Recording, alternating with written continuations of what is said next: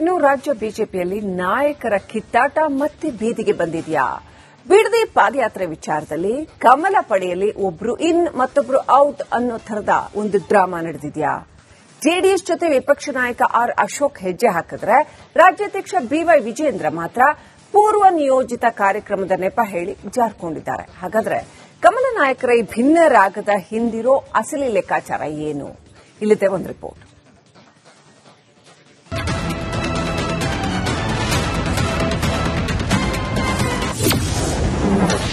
ಬಿಜೆಪಿಯಲ್ಲಿ ಸರಿ ಇಲ್ಲವ ಸಮನ್ವಯ, ಅಧ್ಯಕ್ಷ ವಿಪಕ್ಷ ನಾಯಕ ಒಂದೊಂದು ಹಾದಿ. ಕರ್ನಾಟಕ ಬಿಜೆಪಿಯಲ್ಲಿ ಸಮನ್ವಯತೆಯ ಅಭಾವ ದಿನದಿಂದ ದಿನಕ್ಕೆ ಹೆಚ್ಚಾಗ್ತಾನೆ ಇದೆ. ಸರ್ಕಾರದ ವಿರುದ್ಧ ಜಂಟಿ ಹೋರಾಟ ನಡೆಸಬೇಕಿದ್ದ ಮೈತ್ರಿ ಅಂಗಳದಲ್ಲಿ ಬಿಜೆಪಿ ನಾಯಕರ ಆಂತರಿಕ ಭಿನ್ನಾಭಿಪ್ರಾಯವೇ ಎದ್ದು ಕಾಣ್ತಾ ಇದೆ.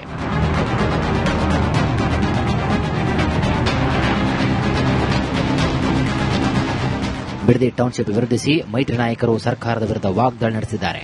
ಆದರೆ ಜೆಡಿಎಸ್ ನಡೆಸಿರುವಂತಹ ಪಾದಯಾತ್ರೆಯಲ್ಲಿ ವಿಪಕ್ಷ ನಾಯಕ ಆರ್ ಅಶೋಕ್ ಜೆಡಿಎಸ್ ನಾಯಕರ ಜೊತೆಗೆ ಹೆಜ್ಜೆಯನ್ನು ಹಾಕಿದರೆ ರಾಜ್ಯಾಧ್ಯಕ್ಷ ಬಿವೈ ವಿಜೇಂದ್ರ ಮಾತ್ರ ಕಾರ್ಯಕ್ರಮದಿಂದ ಸಂಪೂರ್ಣವಾಗಿ ದೂರ ಉಳಿದಿದ್ದು ಈಗ ಭಾರಿ ಚರ್ಚೆಗೆ ಗ್ರಾಸವಾಗಿದೆ. ಬಿಜೆಪಿ ಮತ್ತು ಜೆಡಿಎಸ್ ಇವತ್ತು ನಿಖಿಲ್ ಕುಮಾರಸ್ವಾಮಿ ಅವರ ನೇತೃತ್ವದಲ್ಲಿ ನಡೀತಾ ಇರುವಂತಹ ಹೋರಾಟ ಯಶಸ್ವಿಯಾಗಬೇಕು.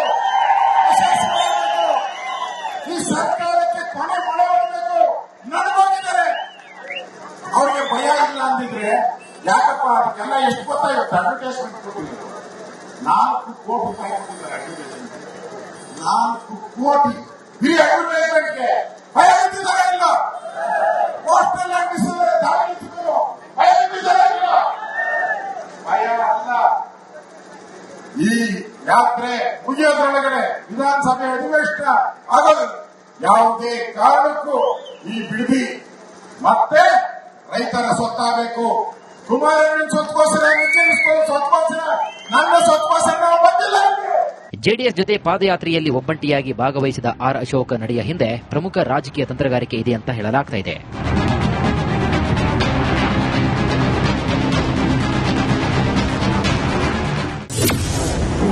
ಮೈತ್ರಿ ಜೊತೆಗೆ ಅಶೋಕ್ ನಡಿಗೆ ನೋಡಿ. ಜೆಡಿಎಸ್ ಜೊತೆಗೆ ಉತ್ತಮ ಬಾಂಧವ್ಯ ಉಳಿಸಿಕೊಂಡಿರುವಂತಹ ಹೈಕಮಾಂಡ್ ಮೈತ್ರಿ ಧರ್ಮ ಪಾಲನೆ ಸಂದೇಶ ರವಾನೆ ಮಾಡುವುದು. ಕುಮಾರಸ್ವಾಮಿ ಜೆಡಿಎಸ್ ಜೊತೆಗೆ ಸಮನ್ವಯತೆ ಕಾಯ್ದುಕೊಂಡು ವಿಪಕ್ಷ ನಾಯಕ ಸ್ಥಾನದಲ್ಲಿ ತಮ್ಮ ಪಟ್ಟು ಬಿಗಿಗೊಳಿಸಿಕೊಳ್ಳುವಂತಹ ಪ್ಲಾನ್ನಲ್ಲಿದ್ದಾರೆ. ಇದಕ್ಕೆ ಜೆಡಿಎಸ್ ನಾಯಕರ ಬೆಂಬಲವನ್ನು ಗಳಿಸಿಕೊಳ್ಳಲು ಮುಂದಾಗಿದ್ದಾರೆ. ಹಾಗೆ ಹಳೆ ಮೈಸೂರು ಭಾಗದಲ್ಲಿ ಒಕ್ಕಲಿಗ ಕಾರ್ಡ್ ಬಳಕೆ ಮಾಡಿಕೊಂಡು ತಮ್ಮ ಸಮುದಾಯದಲ್ಲಿ ರಾಜಕೀಯ ಅಸ್ತಿತ್ವ ಉಳಿಸಿಕೊಳ್ಳುವ ಪ್ಲಾನ್ನಲ್ಲಿದ್ದಾರೆ ಅಂತ ಹೇಳಲಾಗ್ತಾ ಇದೆ. ಮತ್ತೊಂದು ಕಡೆಗೆ ಪಾದಯಾತ್ರೆಗೆ ಅಷ್ಟಾಗಿ ಪ್ರಾಬಲ್ಯ ನೀಡದೆ ದೂರ ಉಳಿದಿರುವುದಕ್ಕೆ ಬಿವೈ ವಿಜೇಂದ್ರ ಲೆಕ್ಕಾಚಾರವೇ ಬೇರೆ ಇದೆಯಂತೆ. ವಿಜೇಂದ್ರ ಒಂಟಿ ಸಲಗದ ಲೆಕ್ಕಾಚಾರ. ಪಾದಯಾತ್ರೆಯಿಂದ ದೂರ ಉಳಿದು ಸ್ವತಂತ್ರ ಅಸ್ತಿತ್ವ ಗಳಿಸಿಕೊಳ್ಳಲು ವಿಜೇಂದ್ರ ಮುಂದಾಗಿದ್ದಾರೆ. ಪ್ರತಿ ಹೋರಾಟದಲ್ಲೂ ಕೂಡ ಜೆಡಿಎಸ್ ಅವಲಂಬನೆ ಕಡಿಮೆ ಮಾಡಿ ಬಿಜೆಪಿಯ ಸ್ವತಂತ್ರ ಅಸ್ತಿತ್ವಕ್ಕೆ ಧಕ್ಕೆಯಾಗದಂತೆ ನೋಡಿಕೊಳ್ಳುವುದು, ಮೈತ್ರಿ ಪಕ್ಷದ ಕಾರ್ಯಕ್ರಮಗಳಿಗಿಂತ ಪಕ್ಷದ ಬ್ಯಾನರ್ ಅಡಿ ಹೋರಾಟ ಮಾಡುವುದರ ಜೊತೆಗೆ ತಮ್ಮದೇ ಆದ ಪ್ರತ್ಯೇಕ ಪ್ರವಾಸ ಹಾಗೂ ಸಭೆಗಳಿಗೆ ಆದ್ಯತೆ ನೀಡುವುದು. ರಾಜ್ಯಾಧ್ಯಕ್ಷರಾಗಿ ಪಕ್ಷದ ಮೇಲಿನ ತಮ್ಮ ನಾಯಕತ್ವದ ಹಿಡಿತವನ್ನು ಕಾಯ್ದುಕೊಳ್ಳುವ ಗುರಿಯನ್ನು ಹೊಂದಿದ್ದಾರೆ. ಯಾವುದೇ ಕಾರಣಕ್ಕೂ ಗೊಂದಲ ಆಗೋದಕ್ಕೆ ಅವಕಾಶನ ಕೊಡೋದು ಬೇಡ. ಯಾಕಂದ್ರೆ ಈ ಜೆಡಿಎಸ್ ಆಗಲಿ ಬಿಜೆಪಿ ಆಗಲಿ ರೈತರಾಗಲಿ ನಮ್ಮೆಲ್ಲರ ಉದ್ದೇಶ ಒಂದೇ ಇರುವಂತದ್ದು, ರೈತರ ಹಿತರಕ್ಷಣೆನ ಕಾಪಾಡಬೇಕು. ಈಗಾಗಲೇ ಜೆಡಿಎಸ್ ಅವರು ದಿನಾಂಕ ಘೋಷಣೆ ಮಾಡಿರೋದ್ರಿಂದ ಸಾಂಕೇತಿಕವಾಗಿ ಸಿಂಬಾಲಿಕ್ ಆಗಿ ಅವ್ರಿಗೆ ಖಂಡಿತ ನಾವು ಬೆಂಬಲವನ್ನು ಕೊಡಬೇಕು. ಸದನದ ಒಳಗಡೆನೂ ಕೂಡ ನಾವು ರೈತರ ಪರ ಹೋರಾಟವನ್ನು ಮಾಡಬೇಕು ಅನ್ನೋ ಮಾತನ್ನ ನಾವು ಚರ್ಚೆ ಮಾಡಿನೇ ಅವರು ನಮ್ಮೆಲ್ಲ ಪಕ್ಷದ ಮುಖಂಡರು ಹೋಗಿರುವಂತದ್ದು.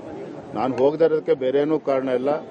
ಪೂರ್ವ ನಿಗದಿತ ಕಾರ್ಯಕ್ರಮ ಚಿಕ್ಕಬಳ್ಳಾಪುರ, ಕೋಲಾರ ವಿಧಾನ ಪರಿಷತ್ ಚುನಾವಣೆ ನಿಮಿತ್ತ 2-3 ಬಾರಿ ಕಾರ್ಯಕ್ರಮಗಳು ನಿಗದಿಯಾಗಿ ಕ್ಯಾನ್ಸಲ್ ಆಗಿತ್ತು. ಭಾನುವಾರನೇ ಮಾಡಬೇಕು ಅಂತ ಹೇಳಿ ಅವರ ಅಪೇಕ್ಷೆ ಇತ್ತು. ಹಾಗಾಗಿ ಪೂರ್ವ ನಿಯೋಜಿತ ಕಾರ್ಯಕ್ರಮದ ಪ್ರಕಾರ ನಾನು ನಿನ್ನೆ ಕೋಲಾರ, ಚಿಕ್ಕಬಳ್ಳಾಪುರ ಹೋಗಿದ್ದೆ ವಿನಃ ಮತ್ತೆ ಸಾಂಕೇತಿಕವಾಗಿ ಅಂತ ಹೇಳಿದ ಮೇಲೆ ನಮ್ಮ ಆರ್ ಅಶೋಕರು ನಮ್ಮ ಮುಖಂಡರೆಲ್ಲ ಹೋಗಿದ್ದಾರೆ. ಹಾಗಾಗಿ ಇದ್ರ ಬಗ್ಗೆ ನಮ್ಮಲ್ಲಿ ಯಾವುದೇ ರೀತಿ ಗೊಂದಲ ಇಲ್ಲ. ಒಟ್ನಲ್ಲಿ ರಾಜ್ಯ ಸರ್ಕಾರದ ವಿರುದ್ಧ ಜಂಟಿ ಹೋರಾಟಕ್ಕೆ ಇಳಿಬೇಕಾಗಿದ್ದಂತಹ ಕಮಲ ಪಡೆ ಈಗ ಒಳಗೊಳಗೆ ನಾಯಕರ ನಡುವಿನ ಶೀತಲ ಸಮರದಿಂದ ಬಳಲ್ತಾ ಇದೆ. ಮೈತ್ರಿ ಪಕ್ಷ ಜೆಡಿಎಸ್ನೊಂದಿಗೆ ಹೆಜ್ಜೆ ಹಾಕುವ ಮುನ್ನ ಬಿಜೆಪಿಯೊಳಗಿನ ಈ ಇನ್ ಅಂಡ್ ಔಟ್ ಆಟಕ್ಕೆ ಯಾವಾಗ ತೆರೆ ಬೀಳುತ್ತೆ ಎಂಬುದನ್ನು ಕಾದು ನೋಡಬೇಕಾಗಿದೆ.